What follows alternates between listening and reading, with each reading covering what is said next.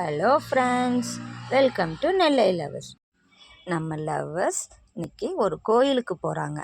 அங்கே பாட்டு பாடலை பாட்டு கேட்க போகிறாங்க. என்ன பாட்டுன்னு நாமளும் கூட சேர்ந்து கேட்கலாமா?